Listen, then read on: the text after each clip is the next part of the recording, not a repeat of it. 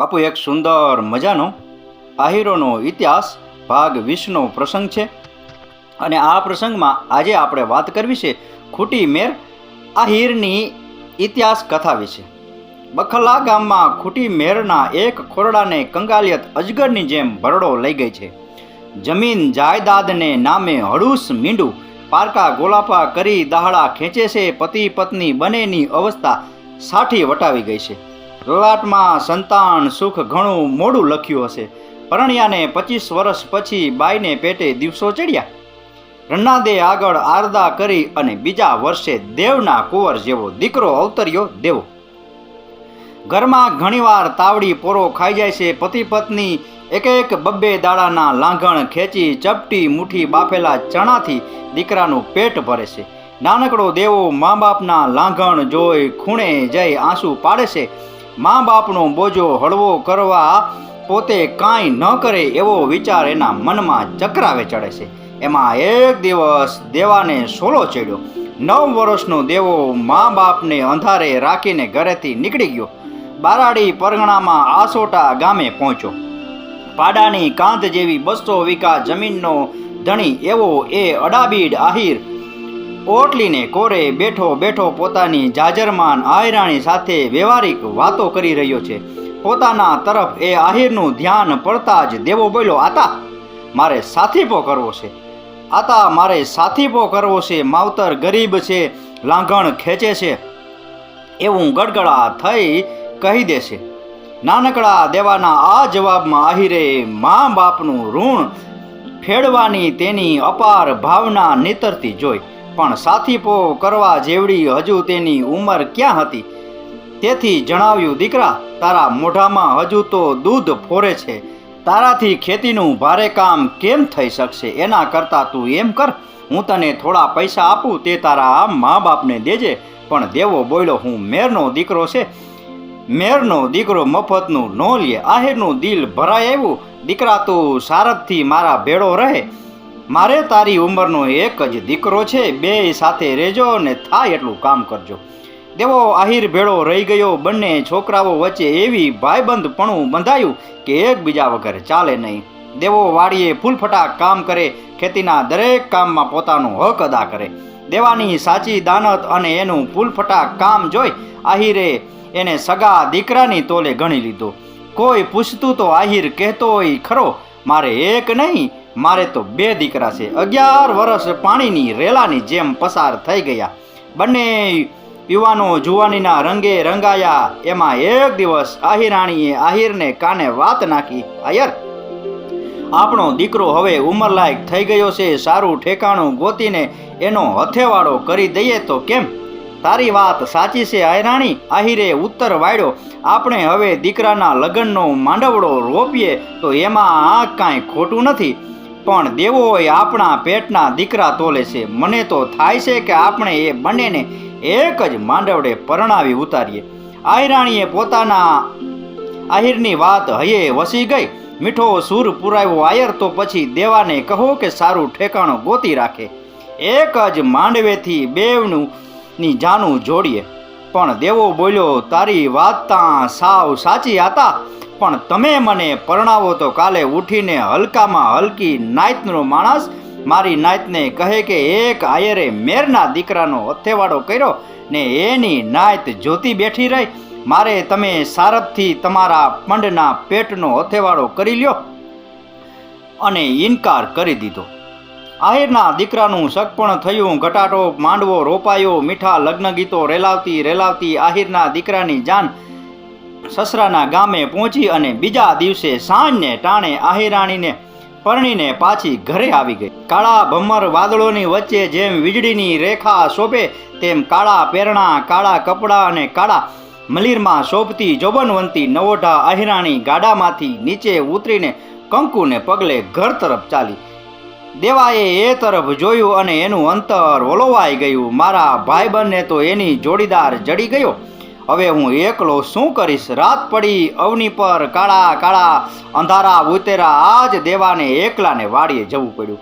પથારીમાં ઘણાય ગોથા માર્યા, પરંતુ આંખમાં નીંદર ઉતરી નહીં। ઉગાડી આંખમાં રાત વીતી ગઈ. બીજા દિવસની રાતે પણ એમ જ બન્યું. પણ શું થાય? ભાઈનો સથવારો હમણાં તો એને મળે એમ જ નહોતો. નવો સવો પરણેલો પુરુષ પોતાની પત્નીથી અલગ ન જ રહે એટલું તો એ સમજતો હતો. રાતે દેવો એકલો વાડીએ સૂતો. ઘણા દિવસો વીતી ગયા. એમાં એક દિવસ દેવો બખલ્લા ગામે ચામુંડા માતાજીના મંદિરે માથું ટેકવવા જવાની ઈચ્છા થઈ. આહિરની રજા લઈ એ બખલ્લા ગયો. આહિરના કેટલાય નાતીલા દુશ્મનો ઊભા થયા હતા. આ અવસર જોઈ દુશ્મનો ઘાત કરવાનું વિચાર્યું. કાળી રાતે 4 જોરાવર આહિર યુવાનો વાડીમાં ઘૂસે છે. એક ધારદાર કુહાડીથી આહિરના દીકરાની ડોક પર ઘા મારે છે. એક જ ગાયે આહિર પુત્ર કતલ થઈ જાય છે. સવાર પડતા સબ મળ્યું. ગામમાં કાળો કળેરાટ મચી ગયો. નમતી સાંજને ટાણે દેવો બખલ્લાથી પાછો આવી ગયો. જાપામાં પગ મૂકતા જ એને ભાઈની હત્યાની જાણ થઈ. ત્યાંથી પોક મેલતો મેલતો એ ઘરે આવ્યો. ફળિયામાં ઊભીને ભાઈ રે ભાઈ એવા પોકાર પાડતો પાડતો એ ધ્રુસકે ધ્રુસકે રડવા લાગ્યો. કેટલાક લોકોએ એને કાળજું કઠણ કરી લેવા સમજાવ્યો. શાંત પડ્યા પછી દેવો ઘરની અંદર ગયો.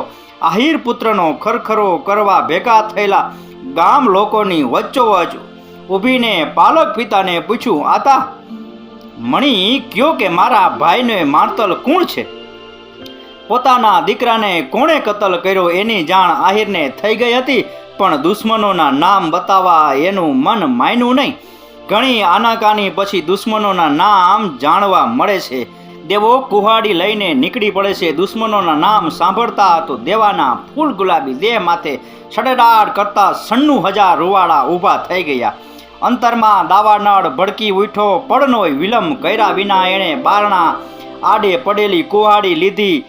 ઘરધણી આયર સહિત બીજા ઘણાએ એને રોકવાની કોશિશ કરી. પણ એ કોઈનો રોકાયો નહીં. આખી પૃથ્વીને નક્ષત્રી કરવા નીકળેલા પરશુરામની જેમ એ ખંભે કુહાડી નાખી વામ વામ લાંબી છલાંગો દેતો દેતો ઘરની બહાર નીકળી ગયો. ફળિયું વળોટીને જ્યાં ડેલીને દરવાજે પહોંચ્યો ત્યાં કાટવો ધારણ કરેલી આહિરાણીના શબ્દો એને કાને પડ્યા. દેવા, તું ખરેખરો શેષુદ મેરાણીના પેટે પાક્યો હોય તો વેર વસૂલ્યા વિના પાછો ફરતો નહીં. દેવાના પગ થંભી ગયા. પાછા ફરીને જોયું. કાળી ભમ્મર અને મારકણી આંખોવાળી આહિરાણીને બારશાક ઉપર ઊભેલી દીઠી.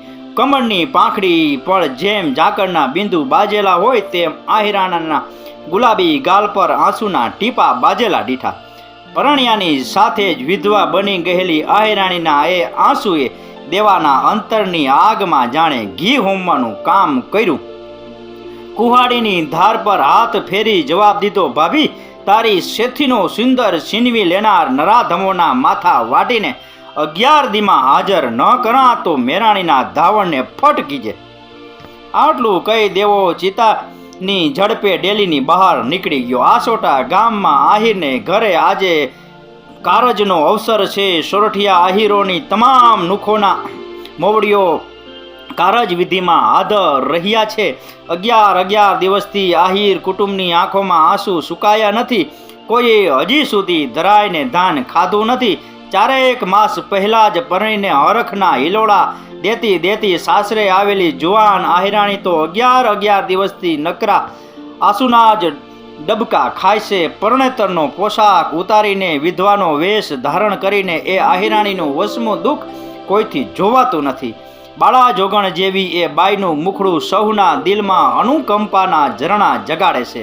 આખો આહિર ડાયરો જ્યારે ઉગતી વયમાં જ વિધવા બનેલી આહિરાણીની ચિંતા સેવે છે ત્યારે ઘરધણી આહિરના મનને દેવાની ચિંતા કોરી ખાય છે.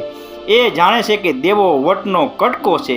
એ પકડેલો વટ એ મેલે એવો નથી. એ વેરની વસૂલાત કરવા ગયો છે.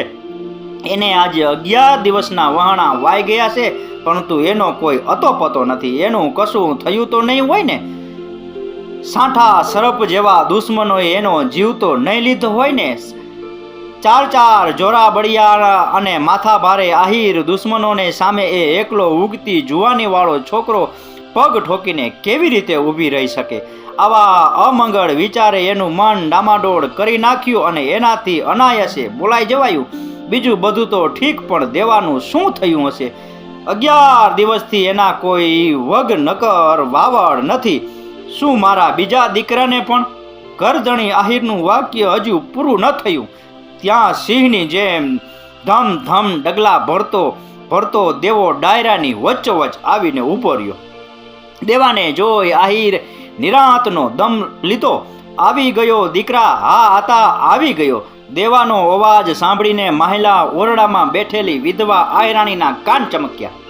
11 દિવસથી પેટમાં આગ સંઘરીને બેઠેલી એ આયરાણી મરજાદનો લોપ કરી ઉંબરે આવી ડાયરાની વચ્ચે એકલવીર સાવજની જેમ ઊભેલા દેવાને પૂછ્યું, દેવા વેર વાળીને આવ્યો કે પછી મેરાણીના ધાવણને?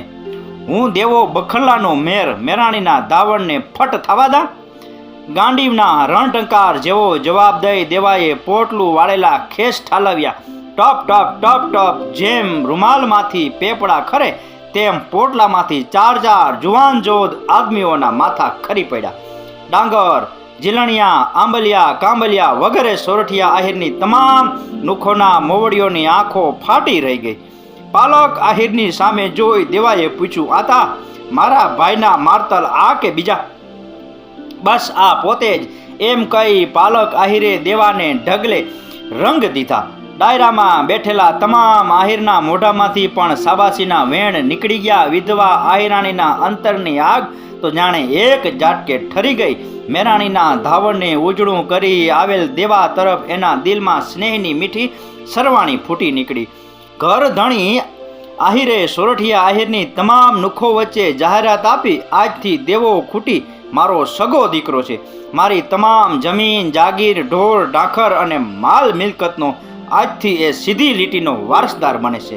દેવાની સીધી લીટીનો વારસદાર બનાવીને આહિરે પોતાનો એક બોજ તો ઉતારી નાખ્યો, પરંતુ ડુંગર જેવડો હજુ એક બોજ એના માથા પર હતો.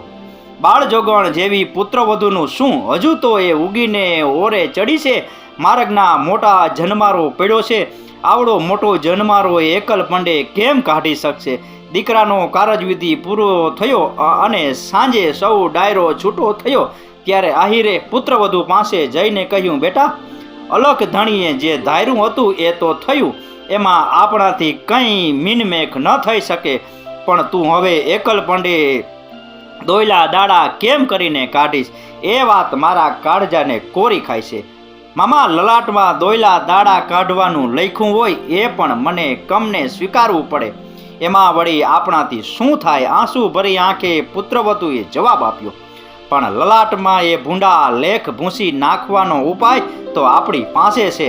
સસરાનું કહેવાનું શું છે એ પુત્રવધુને સમજાયું નહીં, એટલે આહિરે ચોખવટ કરી, દેવાને મેં સગો દીકરો જ ટેવ્યો છે. તું એને માથે છેડો નાખી દે તો સૌ સારાવાના થઈ જાય. પુત્રવધુએ પહેલાં તો ઘણી આનાકાની કરી, પરંતુ સસરાએ બોર જેવડા આંસુ પાડીને જ્યારે એની સામે આજીજી કરી ત્યારે એ દેવાનું ઘર માંડવા કબૂલ થઈ. આહિરનો બીજો બોજ પણ જાણે ઉતરી ગયો હોય તેમ એ હળવો ફૂલ બની દેવા પાસે ગયો અને તેની સામે ખોડો પાથરીને બોલ્યો, દેવા, તારી પાસે એક વચન માગવું છે, આપીશ? અરે આતા, દેવાએ જવાબ દીધો, તમારે મારી પાસે વચન માગવાનું ન હોય, તમારે તો આજ્ઞા કરવાની હોય.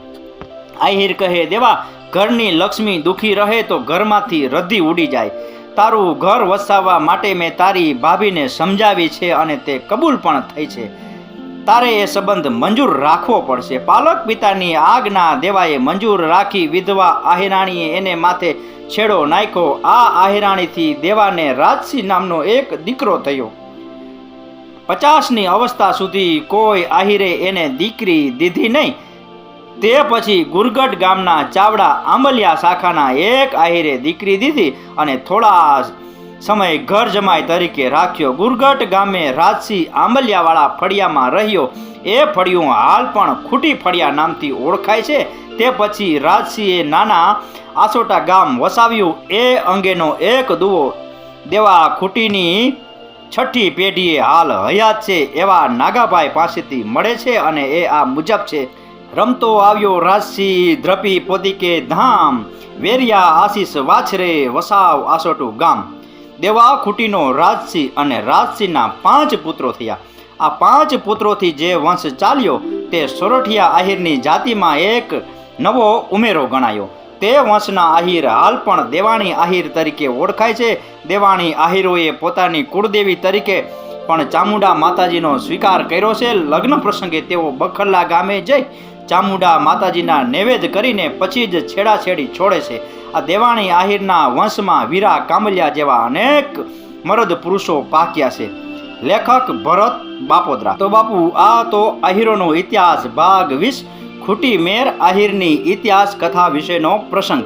આ કથા, આ વાર્તા પૂરેપૂરી સાંભળી એ બદલ આપનો ખૂબ ખૂબ આભાર. આપનો દિવસ શુભ રહે. મહાદેવ હર.